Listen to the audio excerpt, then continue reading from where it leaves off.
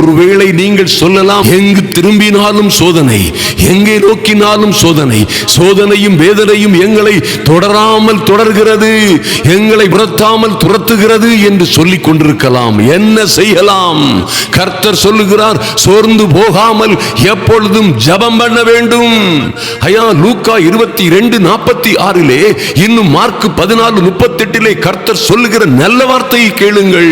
என் அன்பு சகோதர சகோதரிகளே, நீங்கள் சோர்ந்து போகாதபடிக்கு, நீங்கள் சோதனைக்கு உட்படாதபடிக்கு விழித்திருந்து ஜெபம் பண்ணுங்கள். ஆவி உற்சாகம் உள்ளதுதான், மாம்சமோ பலகீனமானது.